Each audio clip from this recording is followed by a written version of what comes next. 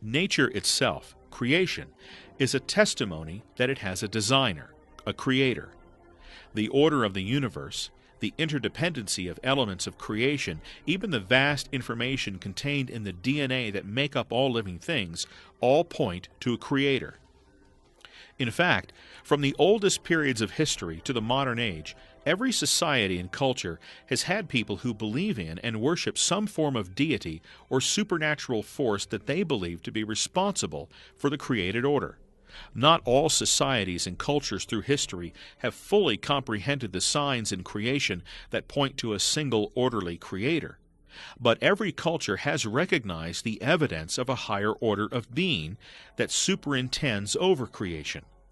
No society in history ever developed spontaneously as an atheistic society.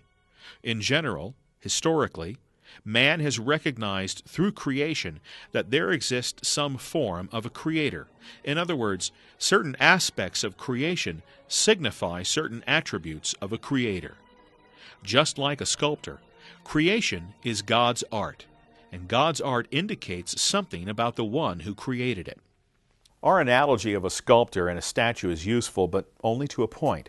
This is because God is much more than a sculptor. For once a sculptor fashions a statue, the statue exists on its own, apart from the sculptor.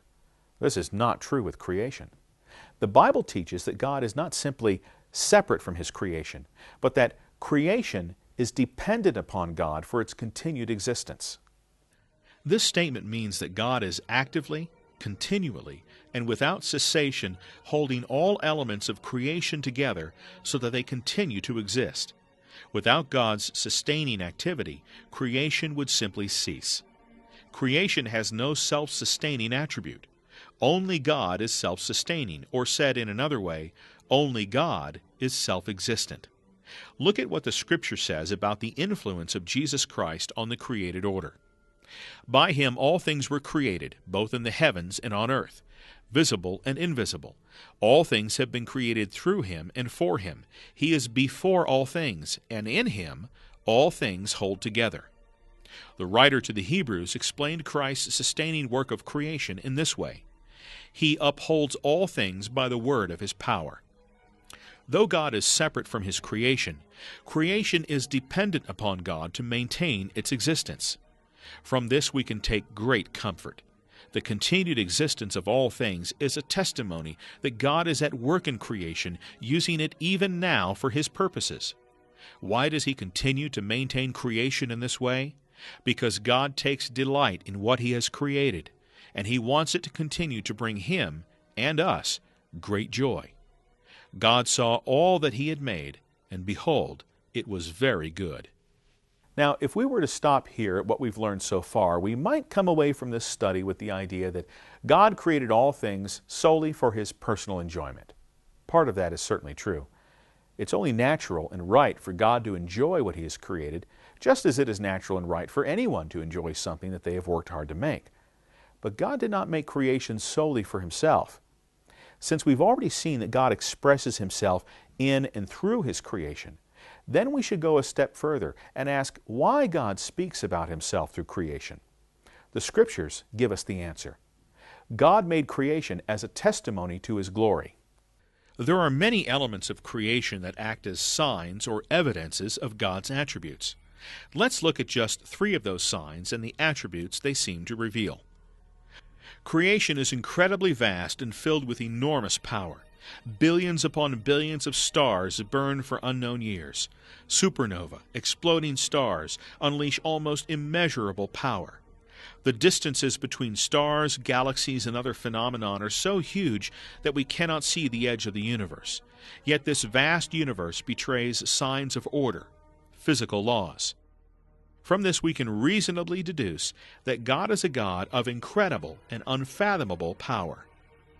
Certainly God's power must be far beyond all of the power that is displayed in creation. Creation is incredibly complex.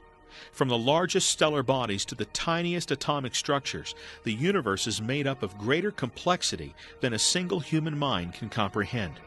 Even at a level as small as the very DNA of life, enough information is encoded in our blood, skin cells, hair follicles in every part of us to fill many encyclopedias many times over. The complexity of information that God has written into creation demonstrates that God is a God of unfathomable intelligence. Creation is also enjoyable, pleasant to behold, study, care for, and even take from. We do not live in a creation that is completely hostile to life. Yes, there are parts of creation that are more hospitable than others, but it seems as if the universe we live in was created for the purpose of being lived in, observed, and enjoyed. From this we can surmise that God is a God not just of aesthetics, He is a God who is good. From these simple examples we can easily deduce that our Creator is powerful, intelligent, and good. In fact, the Scripture also agrees, noting that these are the messages that creation was designed to deliver to those who are paying attention. The heavens are telling the glory of God, and their expanse is revealing the work of His hands. Day to day pours forth speech, and night to night reveals knowledge. Power, intelligence, and goodness are attributes of personality. We can again take comfort from the testimony that creation provides about God's nature. Certainly we would fear a powerful and intelligent God if we could not know that He was good. But even creation gives us a hint that the God who designed and brought all things into existence is personally bound by some idea of goodness. Let's review what we've learned so far about God's relationship to His creation. God is transcendent of His creation, but expresses Himself in and through His creation. Creation is dependent upon God for its continued existence, and God made creation as a testimony to His glory.